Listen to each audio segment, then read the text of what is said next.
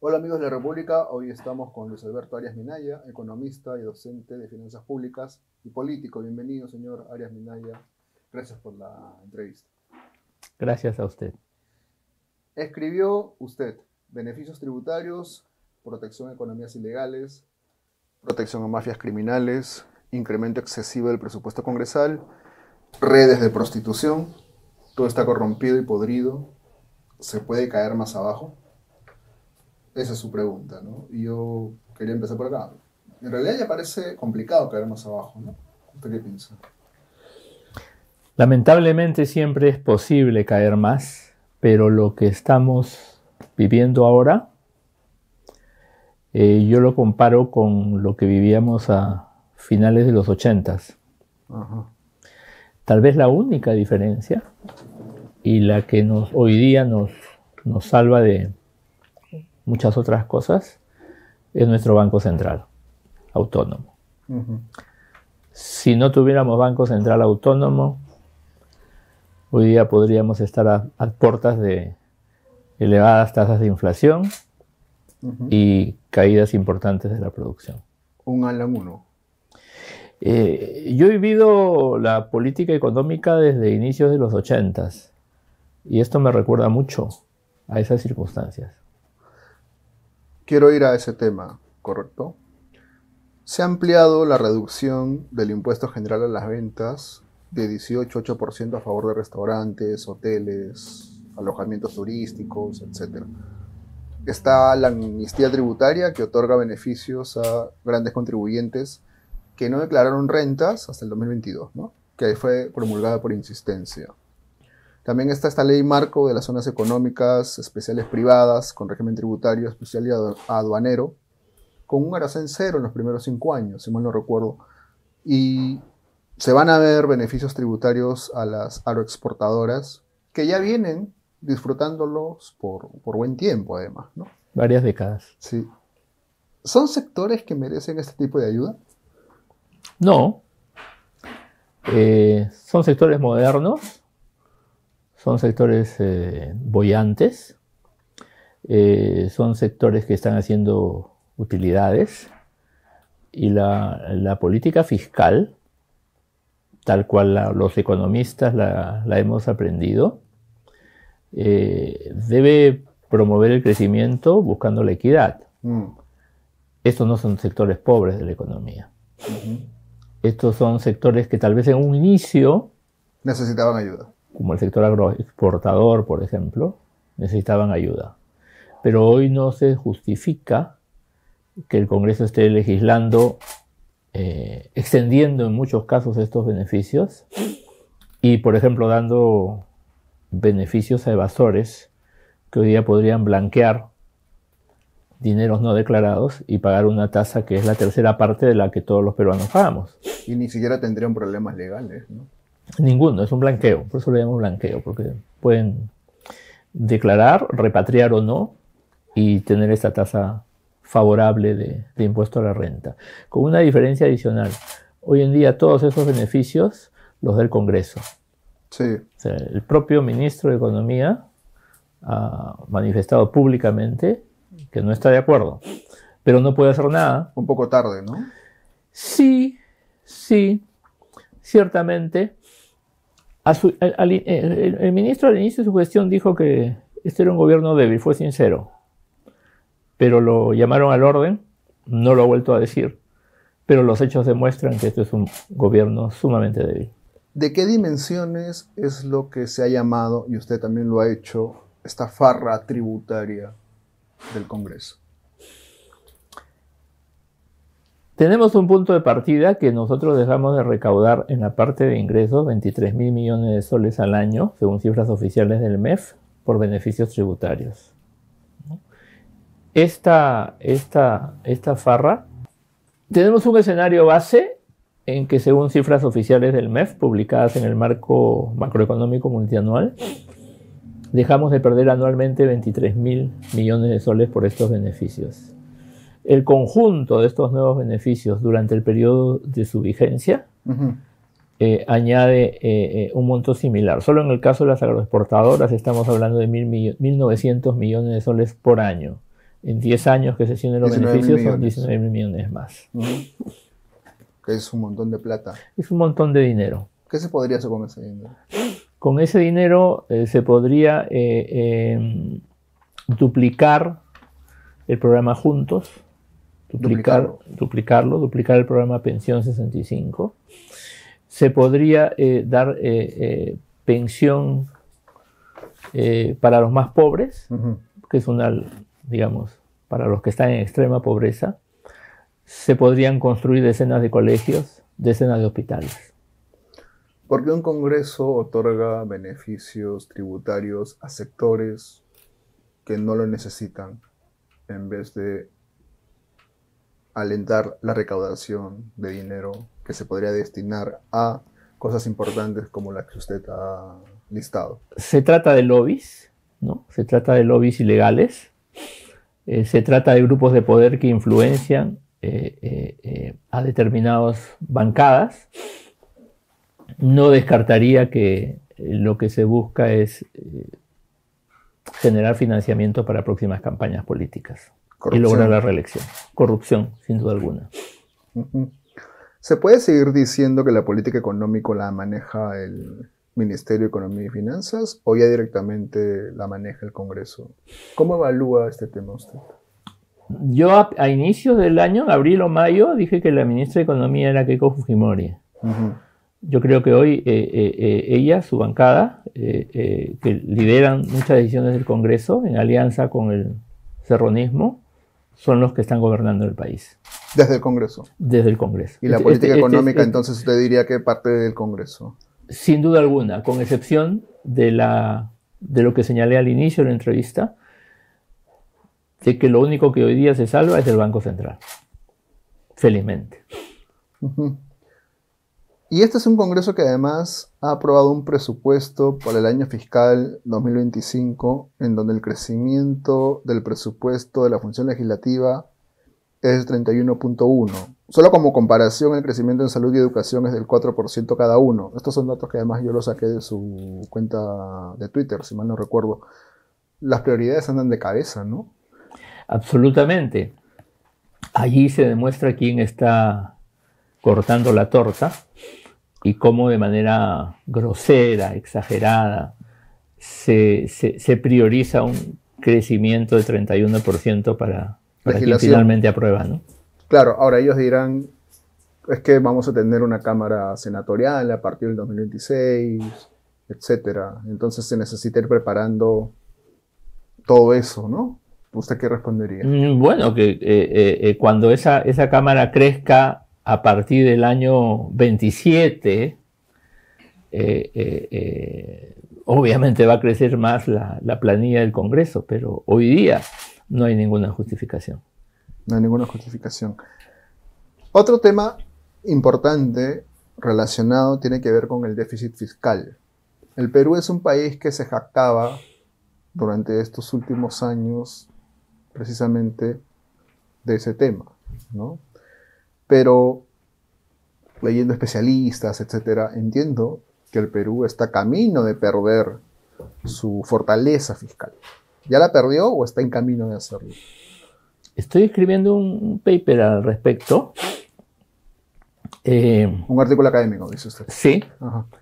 Este año vamos a tener el déficit más elevado desde 1993. O sea, es el déficit más alto de los últimos 30 años. Si nos comparamos con América Latina, el nivel de resultado de las finanzas que tenemos ya no es de los mejores. Sin embargo, aún nuestra deuda pública es baja. ¿Cómo es posible que tengamos un déficit elevado y eso todavía no se manifieste en los niveles de deuda pública? La razón es que en los últimos 2 años nos estamos consumiendo los ahorros fiscales. Esos ahorros que acumulamos con mucho esfuerzo en la década pasada, en la época del boom, anterior boom de los minerales, Hoy en día en los últimos 2 años, según cifras oficiales del Banco Central de Reserva, nos hemos consumido ya 30.000 millones de soles de esos ahorros. Buena parte de eso ha ido para financiar el forado de Petroperú. Yo creo que la fortaleza fiscal ya la hemos perdido. Este gobierno está siendo irresponsable en no hacer los ajustes correspondientes, está pateando el problema para el futuro. Para el siguiente gobierno. Va a entregar al siguiente gobierno ¿Cuentas en rojo? Cuentas en rojo, un presente griego, ¿no? Ahora, ¿este es un logro de quién o de quiénes? ¿De este gobierno o es algo que ya se venía generando, germinando desde antes? Es una tendencia que se observa desde el año 2014 en adelante, cuando el boom de commodities acabó, que se agrava a partir del año 2016, cuando el Perú entra en una crisis política. Del 2016 en adelante. La pandemia lo termina de agravar. Hemos tenido 6 o 7 presidentes. La pandemia la agrava. La pandemia fue global, pero esta es una crisis nuestra. Esta es una crisis nuestra, ¿no? Y este gobierno como que la ha terminado de armar, por decirlo de alguna manera. Le dio el golpe de gracia, ¿no? Le dio el golpe de gracia. Es preocupante también el sobreendeudamiento de la Municipalidad de Lima, ¿correcto? Usted también ha estado compartiendo información al respecto porque ha alcanzado niveles no vistos en años anteriores. ¿Cuáles son los efectos que esto puede tener sobre el gobierno de la ciudad de acá en adelante? El alcalde pretende endeudar a la ciudad por 4.000 millones de soles. El presupuesto anual de la Municipalidad de Lima es 1.200, 1.300 millones de soles.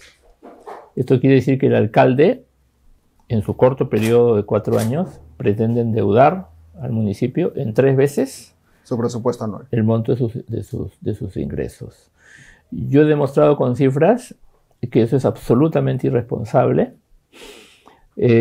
Solo en intereses eso representaría más de 300 millones de soles anuales, que es el monto total de la inversión de Lima por año.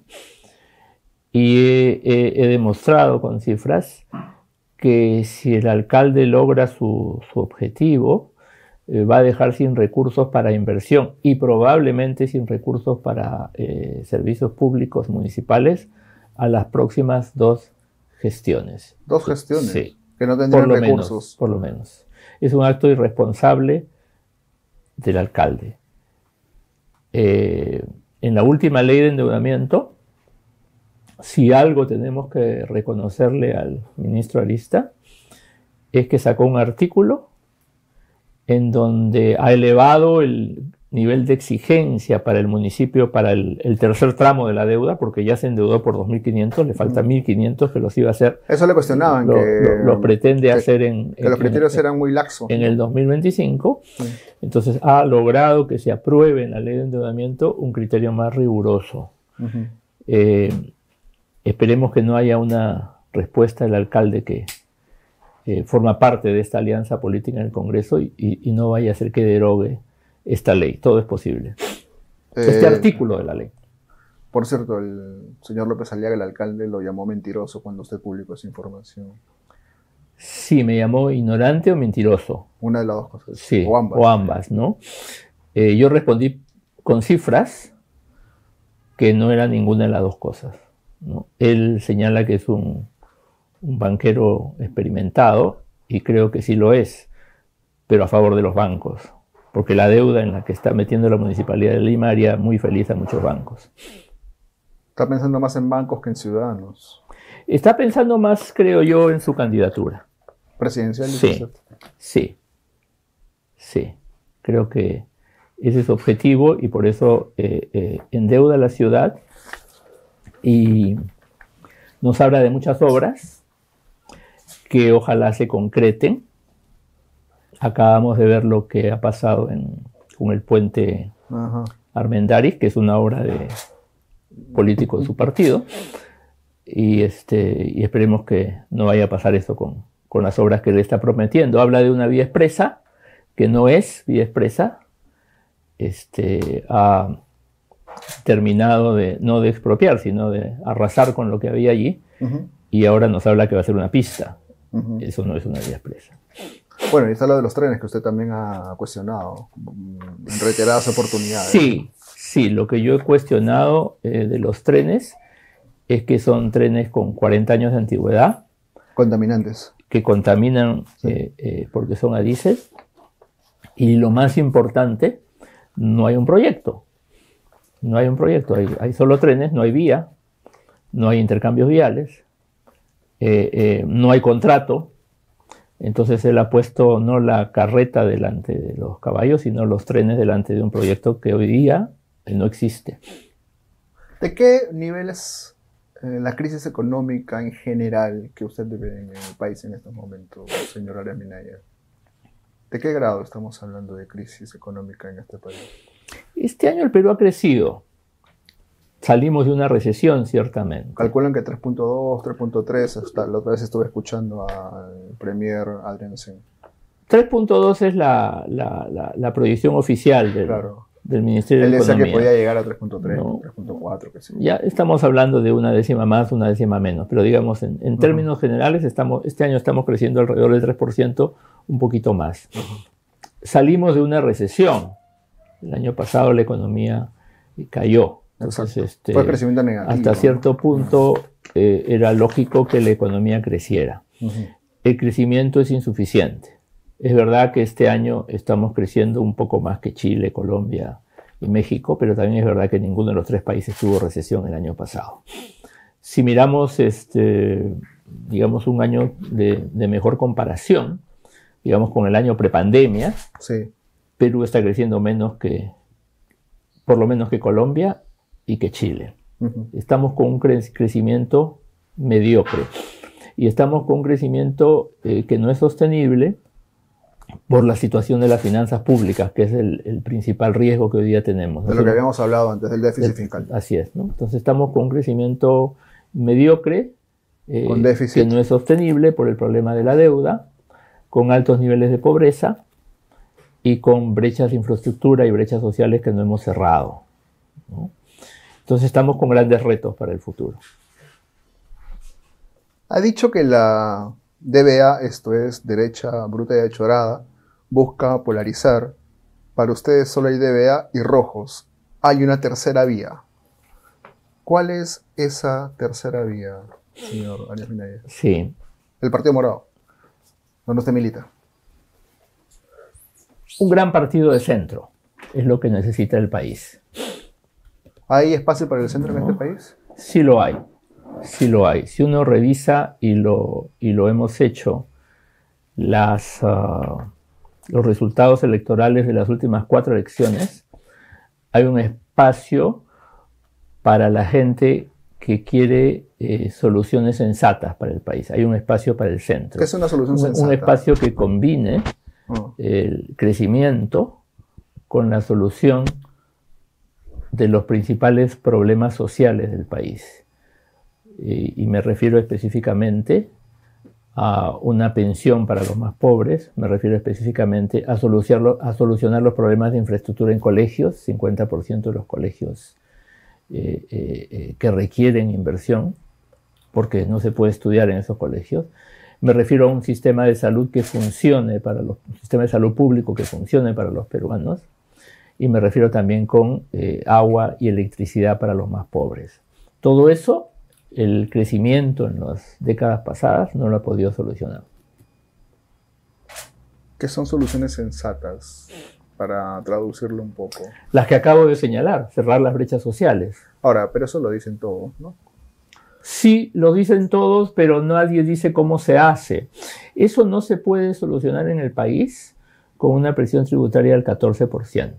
Y volvemos al tema de los privilegios. Menos con necesitamos un gobierno sin exoneraciones, que postule, que promueva, que logre un Estado sin corrupción, un Estado moderno, un Estado descentralizado, un Estado que recorte el gasto improductivo, tenemos muchos ministerios, un Estado que recorte el gasto administrativo y un Estado que elimine privilegios tributarios, ¿no? Un Estado que tenga cancha plana para todos. Solo así vamos a poder conseguir los recursos necesarios para hacer eso que dicen todos. Por curiosidad, ya que lo tocó, ¿qué ministerios le parecen prescindibles? El Perú tiene 19. Contando la PCM. ¿No? Contando la PCM, ¿no? Si uno revisa modelos exitosos, estamos alrededor de 14 o 15. 14, 2, 13, 14. Lo que yo propondría es tener un Ministerio de Hacienda fuerte, Ministerio de Finanzas fuerte, ¿no? Que se encargue del presupuesto, de las proyecciones macroeconómicas, y un Ministerio de Economía fuerte.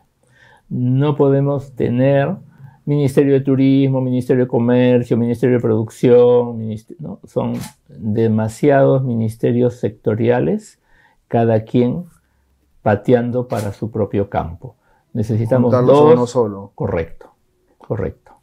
Eso es lo que... Y, por otro lado, no hace sentido que hayan 19 ministerios haciendo compras, la mayor parte de compras corruptas. Lo que hace sentido es que tengamos una sola agencia de compras, que funcione como funciona el Banco Central de Reserva, meritocrática. Así eliminaríamos buena parte de la corrupción. Necesitamos que esos ministerios se dediquen a hacer política económica, no que se dediquen a comprar de manera corrupta. ¿El Congreso quiere sacar de carrera a Francisco Sagasti? En una eventual carrera, quiero decir, presidencial. Hay a otros, sí, ¿no? le ha iniciado un proceso totalmente injusto, totalmente politizado. Esperemos que no lo concrete. Francisco Sagasti es el único presidente vivo que no está acusado de corrupción. Ni él, ni ninguno de sus ministros. En el Partido Morado, partido del que usted es miembro del Comité Ejecutivo Nacional y del Comité Político, ¿quieren convencerlo de que postule? Yo conversé con él hace un mes, un poco menos quizás, y fue muy tajante en el sentido de que no quería postular por un tema básicamente de edad, etc. Pero me imagino que ustedes quisieran que postule, ¿no? Sagasti es un activo para el partido y para el país. Es un presidente exitoso, tal igual como lo fue Valentín Paniagua en el gobierno de transición. Para nosotros sería valioso que él cambiase de opinión y se anime a postular a la presidencia. Lo quieren convencer entonces, entiendo. Evidentemente que sí. Solo para cerrar, parece que para ser exitoso desde la presidencia en este país, bueno, podemos definir de varias maneras exitoso. Pero en fin, digamos que para tener una presidencia razonablemente limpia en este país se necesitan periodos cortos, ¿no? No sé. Lamentablemente ha sido así. Es lo que la evidencia pasada nos ha mostrado. Es lo que el futuro debería cambiar. Sí, pero bueno, veremos si eso es posible. Señor Arias Minaya, le agradezco mucho la entrevista con La República, ha sido muy amable. A usted, gracias. Amigos de La República, eso ha sido todo por hoy. Muchas gracias.